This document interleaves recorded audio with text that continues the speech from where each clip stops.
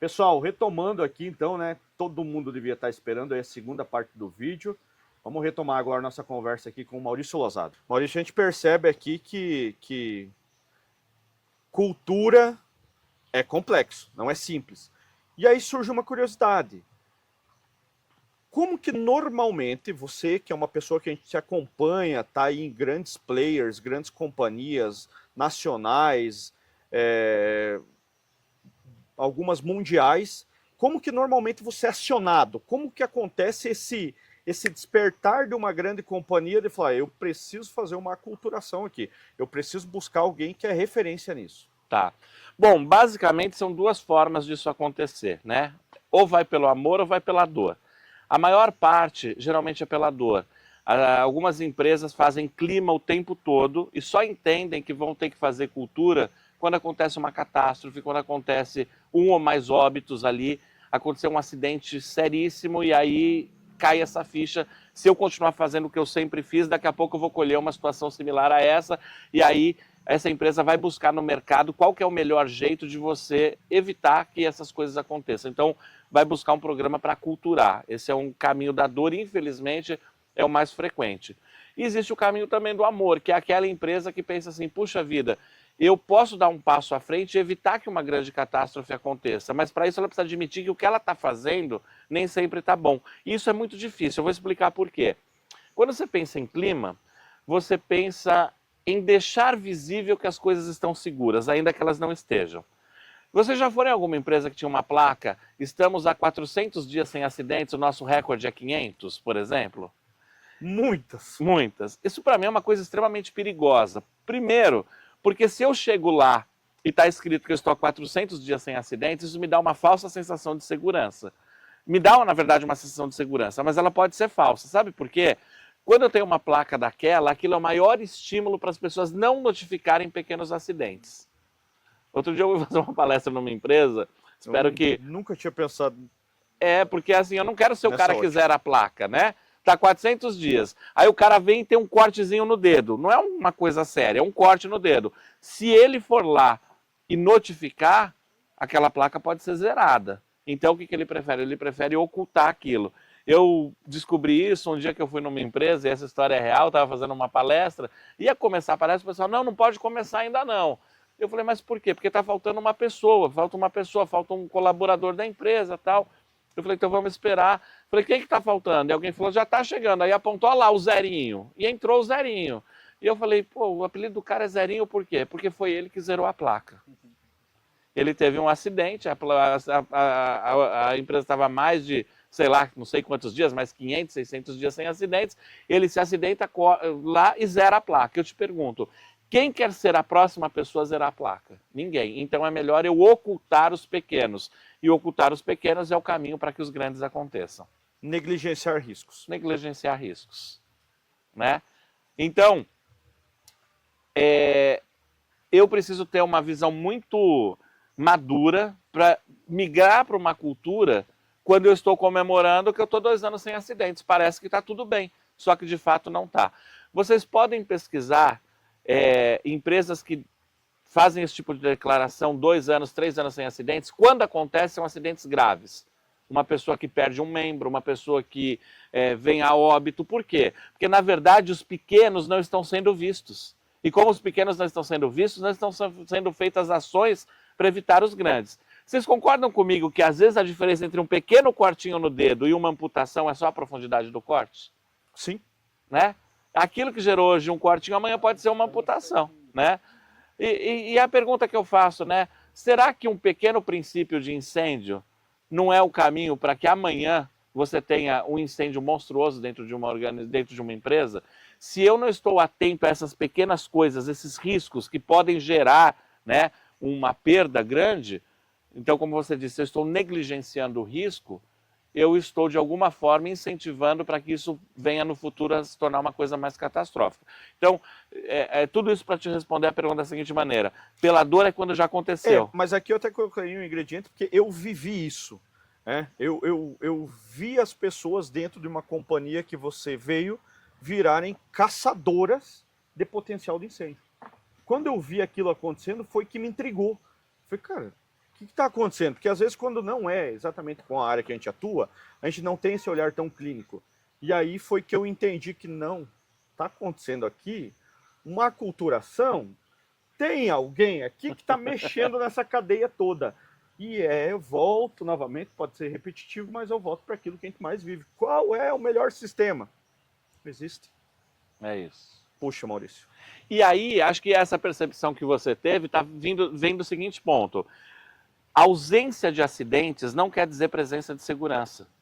Ó, a gente pode sair daqui, a gente vai tá aqui gravando, a gente vai jantar e aí a gente vai lá, cada um pro hotel, para cá. A gente pode sair daqui, andar em alta velocidade na BR, sem o cinto de segurança, todos os faróis apagados, falando ao celular, boa, ultrapassando onde não deve e chegar no nosso destino sem nenhum acidente. Essa é uma viagem com 0 acidente. Está de parabéns? Não tá. Não teve acidente, mas teve exposição ao risco.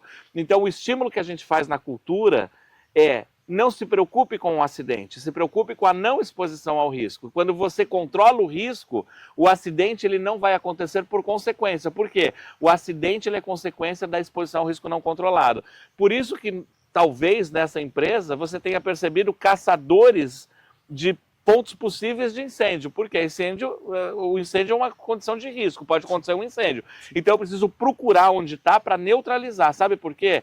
Se eu tiver lá algum lugar que eventualmente pode gerar um incêndio, o incêndio já começou, mesmo que ele não tenha começado, já existe o local. Então eu preciso conhecer para neutralizar aquilo. O segredo não é impedir que o incêndio termine. O segredo é impedir que o incêndio comece. É esse que é o negócio, né? Então a exposição ao risco é da mesma maneira. O segredo não é evitar que um acidente termine. O segredo é evitar que o acidente comece. Por exemplo, quem fala ao celular ou tecla enquanto dirige. A pessoa faz isso hoje, não aconteceu nada. O acidente não terminou, mas o acidente começou? Sim. Só Não é se, é quando. É quando? Porque eu comecei a ouvir tanto isso de uma pessoa depois da tua chegada. É mesmo? É uma pessoa top, né? Que tem o corte de cabelo igual o meu, né? Caramba, cara. Agora eu tô vendo que tem a ver com a cultura esse negócio. Tem a ver com a cultura. Porque, na verdade, acontece o seguinte. Se hoje eu teclo e nada acontece, é muito ruim, sabe por quê? Porque eu me expus a uma situação de risco, dirigindo, teclei, não aconteceu nada, aumentou em mim o quê? A confiança. Exato. No dia seguinte eu faço de novo, não aconteceu nada. De novo, vai aumentando a confiança. E assim eu vou fazendo todas as vezes, só que com um diferencial. Cada vez que eu faço, eu não só me sinto mais confiante, como eu me sinto mais ousado. Se antes eu escrevia boa noite, agora eu escrevo boa noite, estou chegando em casa. No terceiro dia, boa noite, estou chegando em casa, a comida já está na mesa. No terceiro dia, boa noite, estou chegando em casa, a comida está na mesa, mas eu gostaria de falar sobre um determinado assunto. Você vai. Quando acontece o acidente, você fala, putz, essa pessoa teve azar. Não, ela não teve azar. Ela simplesmente colheu o acidente que ela construiu. Acidentes não são obra do acaso. Não acontecem por sorte ou azar. Acidentes são construídos à medida em que os riscos não são controlados. Fazendo um paralelo com a São Marcos, incêndios não são questão de sorte ou azar. Incêndios não acontecem porque aquela empresa teve azar. Sabe por quê? Porque os riscos não foram previamente controlados. Quando eu controlo o risco, eu estou evitando que amanhã aconteça. Então, o controle de riscos é o ponto para não ocorrência. Caramba, sensacional. Sabe uma coisa que eu falo? Mas uma palestra, Lousada vem e resolve tudo? Não, longe disso, longe disso.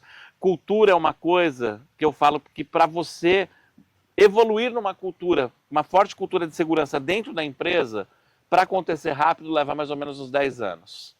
Para acontecer rápido. 10 anos? É, para acontecer rápido. Aí você vai ficar desesperado, né? Pensando assim, meu Deus, então nem vale a pena começar. O problema é que se você não começar agora, vai faltar 11 no ano que vem, 12 no terceiro ano. Então é preciso dar o primeiro passo. O que eu estou dizendo é, a gente colhe os resultados no primeiro, segundo ano, já começa a colher. Mas para você falar, agora a cultura está fortemente consolidada, vai levar entre 8 e 10 anos, né? Realmente, viu? Porque eu acho que a gente vive aí um terceiro ciclo com a Lousada. É. E dá para colher fruto com uma cesta, assim, sabe? É verdade. Que interessante isso. É isso, mas tem muita coisa ainda, né, para a gente fazer ao longo dos anos, até chegar num ponto em que a segurança de fato seja negociável dentro do coração das pessoas, né? As pessoas precisam entender a segurança como algo inegociável no dia a dia. Maurício, e esses anos, esses ciclos que vão sendo vividos, como que funciona a avaliação, a certificação disso? Tá. Bom, no meu caso especificamente, eu represento uma organização dos Estados Unidos que é a Behavior, e aí existe toda uma metodologia de implementação e de avaliação de cultura. Então, como é feita essa avaliação? De diversas maneiras, a começar por um questionário que é aplicado para todos os colaboradores da empresa, né? Então, esse questionário é um questionário variável, entre 35 e 50 perguntas, dependendo do estágio que eu estou, e as respostas dessas perguntas alimentam um algoritmo, e esse algoritmo dá uma posição no nível de cultura que está com uma certificação internacional. À medida em que a gente evolui na cultura, o questionário não é a única coisa. Aí você começa a ter entrevistas com diretores, entrevistas com gerentes, entrevistas com visitantes, a percepção de como as coisas acontecem, a segurança percebida. Então é uma série de parâmetros que são aferidos, que abastecem um sistema, e esse sistema ele te dá uma resposta do nível de cultura que você está. E o mais interessante é que, especificamente na Behavior, a gente tem um índice numérico variante entre 0 e 100, onde 0 é a melhor cultura que tem e 100 é a pior. Então, quando você faz um diagnóstico, você chega num número lá. Por exemplo, o meu score de cultura hoje está 63. Eu vou colocar como meta descer a 52 até o próximo ano. Então, eu tenho uma meta numérica que pode ser desdobrada na organização para todos os executivos, para os níveis, para as lideranças de base. Então, você consegue trabalhar com métricas e metas para ir mensurando a evolução da cultura ao longo do tempo. Perfeito. E a principal ação está nas pessoas, né? Agir nas pessoas e não em ações quantitativas, né? Eu diria assim, é algo mais qualitativo, é você ir no sentimento, né? Perfeito. E não em ações de físicas, né? Não ações físicas ali somente, mas principalmente na parte do sentimento da pessoa. Né? Como a gente fala de cultura, cultura tem a ver com o ser humano. É claro que o ambiente tem uma influência enorme, né? Uma coisa que eu dou de exemplo aqui, eu moro em São Paulo. Se você já pegou o metrô de São Paulo, você percebe que é um lugar extremamente limpo. Você não encontra papel de bala no chão, nada. Porém, é Tóquio? Hã? É Tóquio? Não, São Paulo, tá fácil. Você já esteve em Tóquio? Já lá é assim também ou não? São Paulo não tem papel, no metrô. Mas se você for para o trem da CPTM... Aí tem. Um monte. Mas qual a diferença? Vou te explicar. O usuário às vezes é o mesmo. A diferença é que lá no metrô em São Paulo, se cair um papel no chão, um complexo sistema de câmeras identifica e uma pessoa vai até lá, se localizar o usuário, pede para o usuário pegar, se não, retira. Ou seja, o chão está limpo, as pessoas não querem ser a primeira a jogar o papel no chão. Já no trem, não existe isso. Quando a pessoa joga, o papel fica lá. Outro joga e fica lá. A mesma pessoa, num ambiente onde não tem papel, se ela tiver um papel no chão, ela não joga. Porém, se ela for num lugar onde tem vários papéis, ela joga também. Né? O ambiente define. O ambiente define o comportamento das pessoas, né? Eu falo, por exemplo, que eu dou festinha de aniversário, né? A gente pega o brigadeiro, o gordinho gosta de dar exemplo com comida, né? Você pega o brigadeiro, você tira aquela forminha, você faz o quê? Faz um lequezinho e põe no bolso, né? Só que se uma pessoa pegar aquele monte de lequezinho e colocar em cima da mesa, todo mundo que tiver vai colocar lá também, repetindo o comportamento. Ou seja, o ambiente molda o comportamento, mas ao mesmo tempo o comportamento também molda o ambiente. Por isso, um passo importante para você implementar um programa de cultura é você também melhorar o ambiente, a proteção do ambiente, tornar a segurança percebida no ambiente, porque isso vai moldar o comportamento das pessoas. Essas duas coisas andam juntas. Exemplificando, além de explanar a importância de um extintor de incêndio, é manter ele com a identificação no chão pintada. Isso também vai trazer visivelmente aquela sensação de que aquilo está sendo bem cuidado e que é importante, né? Então, fundamental. Eu falo o seguinte, se eu andar num ambiente onde eu tenho os dispositivos de prevenção e combate a incêndio visíveis, eu vou me sentir muito mais seguro naquele ambiente. Ainda que eu não seja uma pessoa preparada para operar, mas eu vou me sentir muito mais seguro naquele ambiente. Então, manter esses dispositivos visíveis, claros, cuidados, limpos, eles são fundamentais para uma cultura. Você consegue imaginar uma empresa que fala assim, eu sou muito boa em segurança, porém quando você olha para o extintor não está bem cuidado, está sujo, está num canto, está solto, você não consegue, porque uma coisa não conecta com a outra, né? As coisas estão fortemente conectadas umas com as outras, né? Outra coisa, por exemplo, quando eu chego geralmente numa empresa, eu sou apresentado para um vídeo que me fala sobre regras e procedimentos. O quanto seria importante na sua empresa, você que está assistindo a gente, na hora que passar um vídeo, dizer assim, nós temos um sistema de combate e prevenção a incêndio que tem essa e essa característica, o incêndio é uma ocorrência não desejada, porém, se acontecer, você saiba que você está num lugar seguro, preparado para essa situação. Isso dá uma segurança enorme para quem está chegando lá. E aí vem um ponto importante. Às vezes, quem está chegando, sabe quem é? É um cliente indo visitar a sua empresa para fazer um contrato B2B altíssimo. E na hora que eu vou fazer esse contrato B2B, poxa, eu fui lá numa empresa que está preparada para lidar com uma situação de emergência desse porte. Isso pode ser um diferencial entre você e outro concorrente seu. Se eu tenho situações parecidas de fornecimento, mas uma empresa me parece muito mais segura, com um sistema de segurança, de prevenção mais forte do que o outro, eu vou escolher essa aqui. Sabe por quê? Vamos supor que, dá um exemplo, que fosse uma empresa de montagem de automóveis e que ela estivesse fazendo uma visita para uma empresa que fornece um item lá para montagem. Sim. Eu te pergunto, um incêndio no meu fornecedor poderia parar a minha linha de montagem se ele não fosse controlado a tempo? Certamente. Certamente. Então, ter a certeza de que o meu fornecedor está preocupado com segurança e prevenção a incêndio é também garantir que a minha produtividade continue acontecendo. Quão enriquecedor, né, esse diálogo, né, quanto abre a nossa mente assim para refletir, né, sobre a questão de implementar esse sentimento, né, de cultura. É isso. É uma honra, Maurício.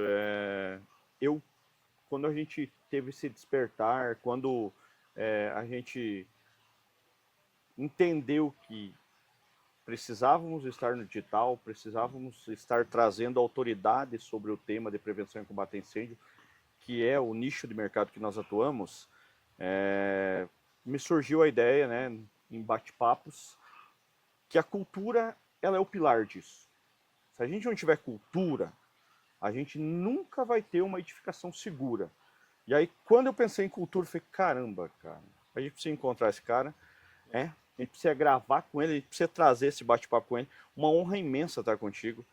A gente vive essa culturação que tu tá trazendo a essa companhia, a gente está sentindo isso juntos, a gente está indo com isso.